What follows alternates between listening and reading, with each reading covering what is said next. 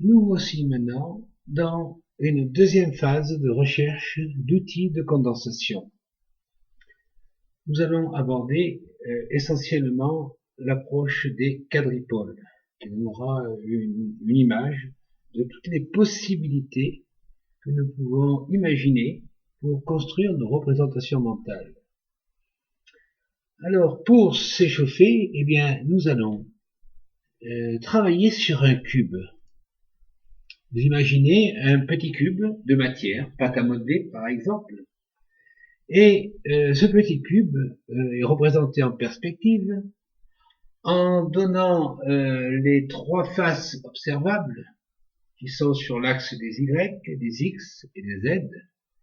Comment peut-on déformer ce petit cube? Quels sont les moyens de le transformer, de le déformer? Eh bien, nous avons plusieurs façons de penser cela.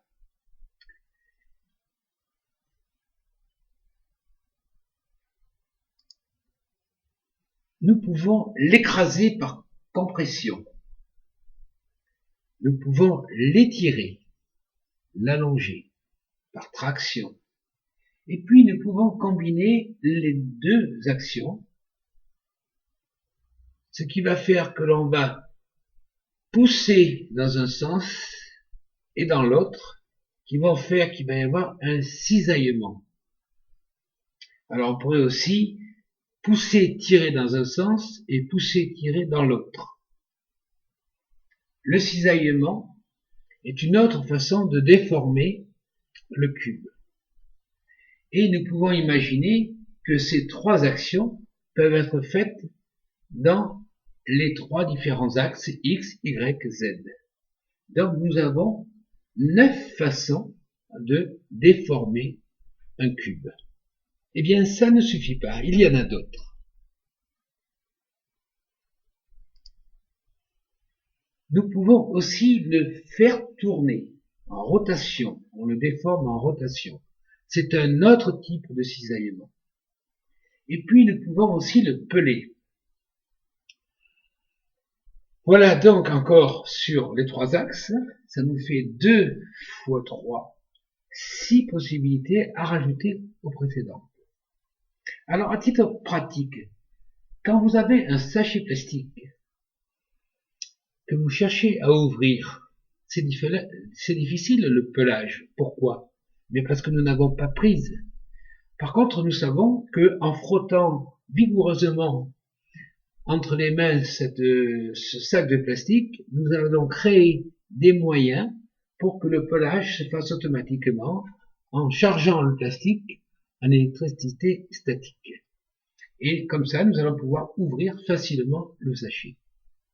Sans effort supplémentaire, puisque c'est les deux faces du sachet qui vont, par leur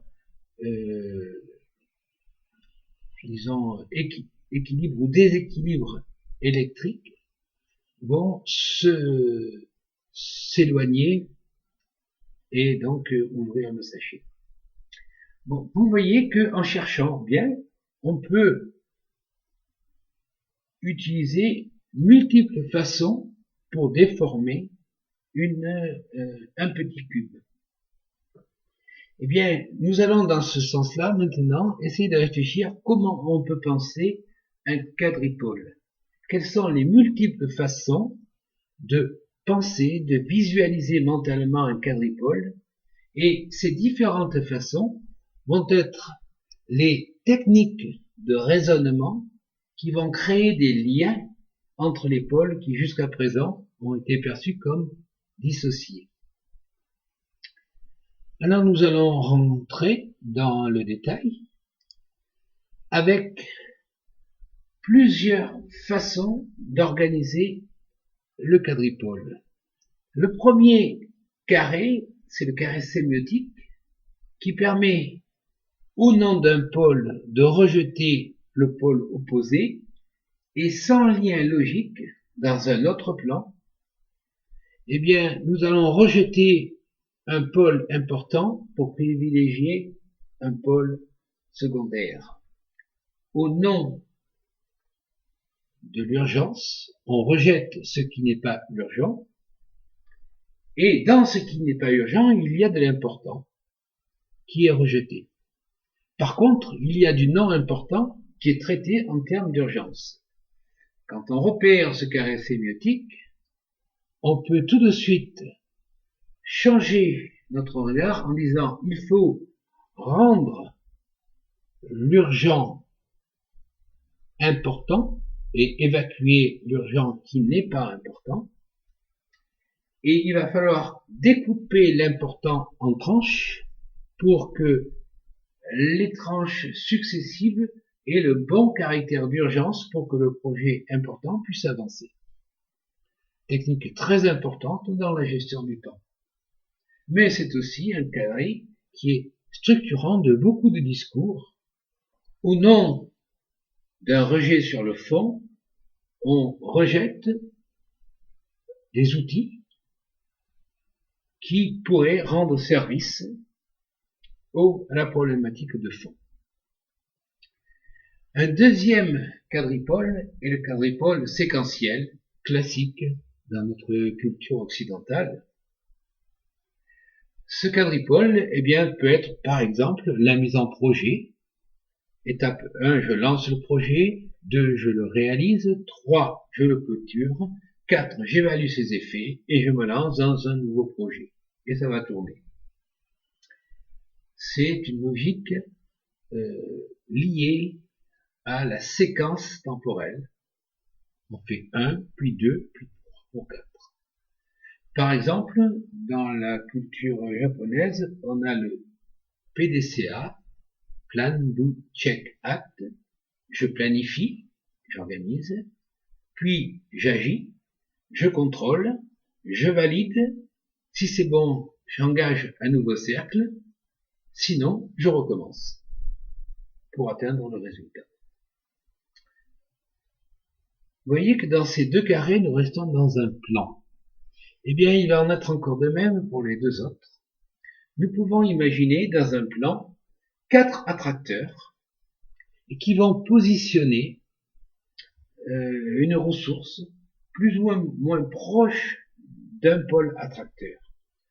Par exemple, sur le plan politique, on peut dire que un président de la République qui vient d'être nommé à 50%, 51% des voix, peut être considéré comme le barycentre, c'est-à-dire le centre des 4 pôles attracteurs.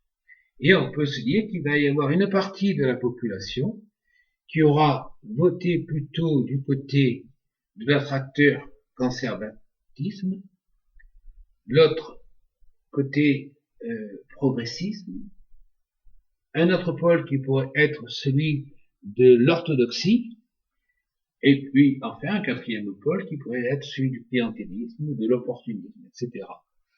Donc nous voyons que dans un plan, on peut avoir des populations qui vont se regrouper plus ou moins près d'un pôle.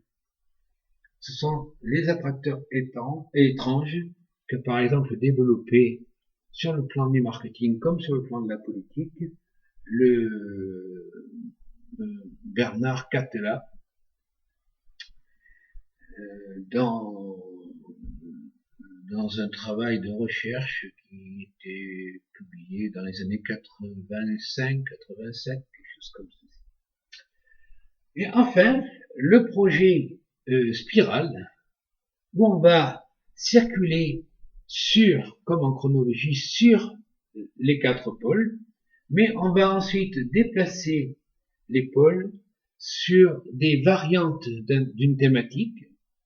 Par exemple, là, la mise à projet, il va y avoir le besoin, l'expression du but,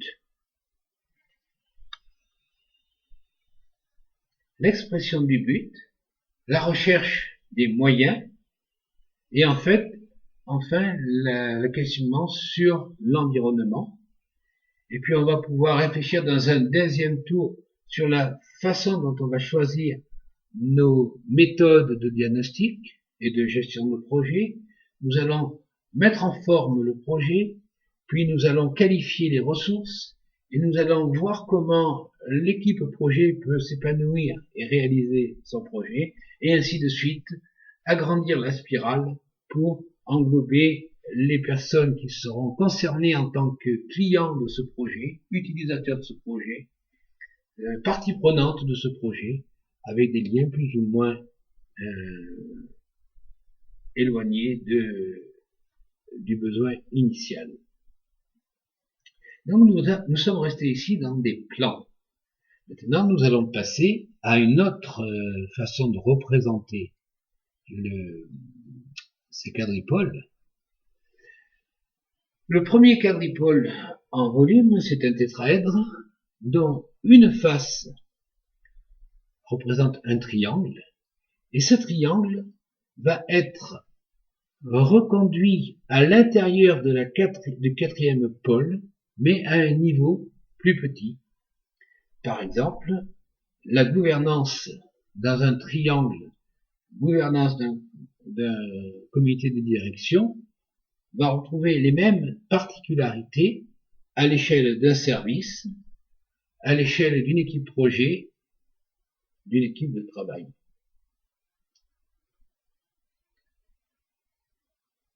Nous pouvons aussi avoir un tétraèdre où il n'y a plus un lien, je dirais, chronologique, mais des liens en interaction, c'est-à-dire que chaque pôle agit sur les autres pôles. Chaque pôle est hybridé avec les autres pôles. Donc on discerne des aspects différents, tout en sachant que le tout ne fait un.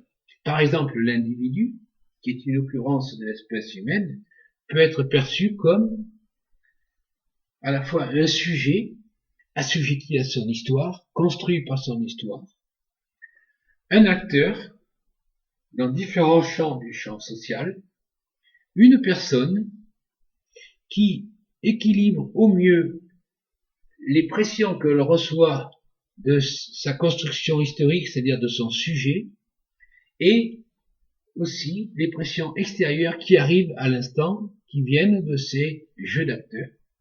Et en fait, un quatrième pôle, qui est un pôle méta, qui fait que, dans l'histoire, la personne a pris en main, en première personne, son devenir, en termes de projet de développement personnel, pour pouvoir corriger et les effets du sujet assujetti à l'histoire et des influences qui ne manquent pas d'arriver venant de l'environnement et de son rôle d'acteur. Et donc là, nous voyons qu'il y a à la fois des dimensions temporelles, des dimensions spatiales, et que tout ceci est évidemment en interaction. L'individu, dans ma représentation, est évidemment l'ensemble de ces quatre pôles.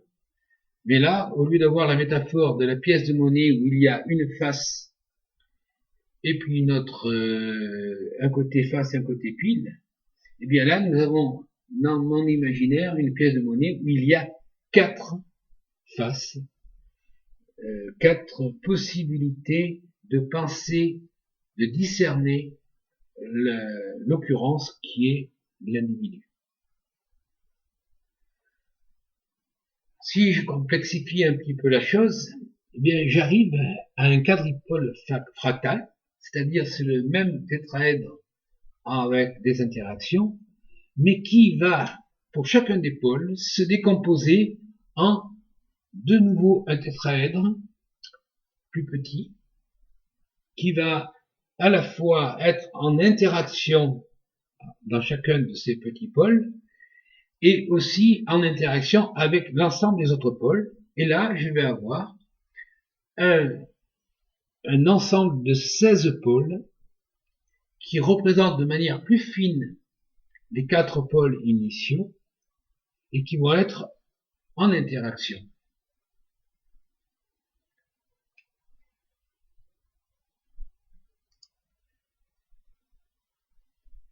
Les 16 pôles en interaction peuvent être pris indépendamment des quatre pôles racines qui leur ont donné naissance.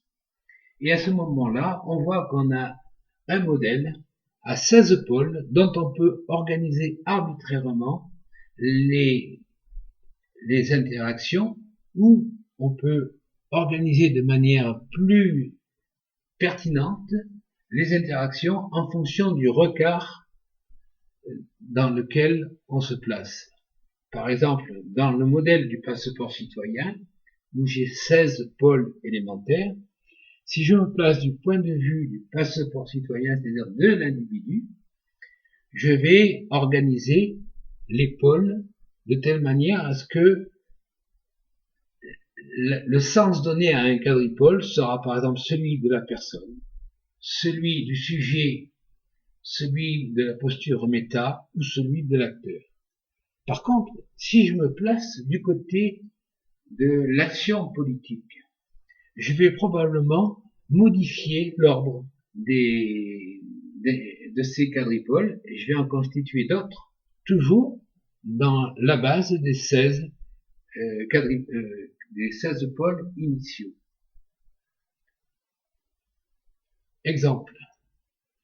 Dans le cas où je me focalise sur la personne, en termes d'individu, bien la personne, pour pouvoir équilibrer ses actions d'acteur social et ses pressions internes liées à son conditionnement historique, eh bien, j'ai identifié qu'il me paraissait disons pertinent de faire travailler le pôle de notre relation au temps, au pôle de notre relation à la gratuité et au monde marchand, au pôle de notre capacité à prendre des décisions et au pôle de notre capacité à nous adapter.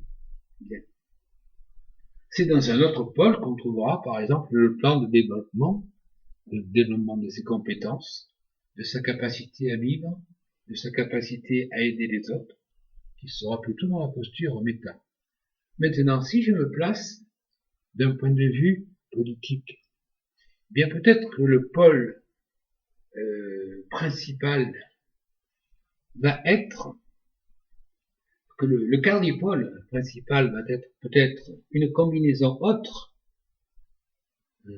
L'acteur politique va peut-être avoir besoin d'organiser la gouvernance, donc l'acte de décider, va peut-être mettre en face la capacité à éduquer, à transmettre, à médiatiser sa volonté d'agir. Il va être aussi amené à optimiser les ressources dont il dispose, là, se comporter en chef d'entreprise par rapport à l'ensemble de l'économie de la redistribution, que ce soit au niveau national, régional ou local dans une ville. Et puis, enfin, le quatrième pôle, ce sera ses ressources budgétaires et de choix stratégiques pour mettre en œuvre une dynamique qui va transformer la cité, la région ou la nation. J'ai donc dans cette représentation multipolaire en 16 pôles complètement évacué l'exigence de hiérarchisation, et c'est en fonction du contexte d'observation que je vais réorganiser les interactions principales et les interactions secondaires.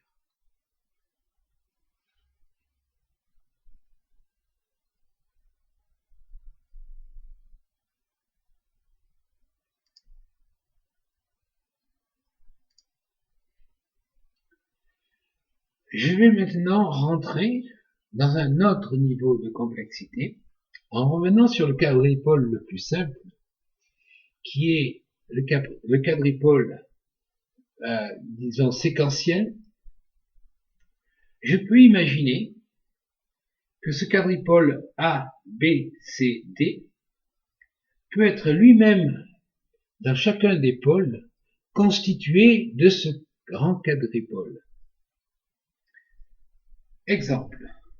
Pour décider, Si je considère le processus qui est de collecter des informations en A, en B, d'évaluer les risques, en C, de choisir les actions, et en D, de les communiquer, on peut dire que pour chacun de ces pôles, on va retrouver la même problématique.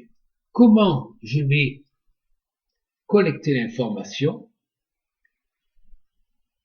Qu'est-ce que je vais avoir comme risque dans la collecte d'informations?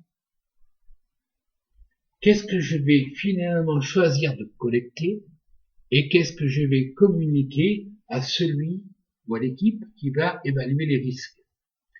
Pour évaluer les risques, eh bien, on va avoir évidemment à réfléchir à la façon dont les informations ont été collectées, comment on va les mettre en forme pour leur donner du sens. Ensuite, on va se poser la question d'évaluer la méthodologie pour analyser les risques. Ensuite, on va décider des modalités de caractérisation et de qualification des risques. Ce sera un vote, ce sera un chiffrage, une estimation calculée. Et puis ensuite, on va communiquer aux décideurs de la stratégie, qui peut être la même personne dans un deuxième temps, ou un autre groupe de personnes. Enfin, pour choisir les stratégies, eh bien, à partir de l'analyse des risques, on va essayer de trouver tous les freins qui nous empêchent d'avancer. On va chercher à choisir, par exemple, si ça va être une technique individuelle ou collaborative, en équipe réduite ou en équipe élargie. On va construire ces stratégies et puis on va les formaliser pour pouvoir les communiquer de manière pertinente à l'ensemble du public concerné. Et enfin, pour communiquer, eh bien, on va collecter les informations à communiquer. On va réfléchir sur les meilleurs canaux de communication en fonction des enjeux. On va sélectionner ces canaux, on va mettre en forme et on va produire le plan de communication qui sera finalisé. Et vous voyez donc que la même méthodologie, le même processus de décision peut être reproduit de manière fractale dans chacune de ces étapes. Et on va considérer que le processus de décision est un processus systémique, bien que l'on l'ait, dans un premier temps, simplifié en une vision séquentielle. Le tout est dans la partie. La partie est dans le tout. Si on se trompe sur la qualité de collecte des informations, on va erroner l'ensemble du processus. Si on se trompe dans la façon d'évaluer les risques, on va de nouveau disqualifier le processus, et ainsi de suite.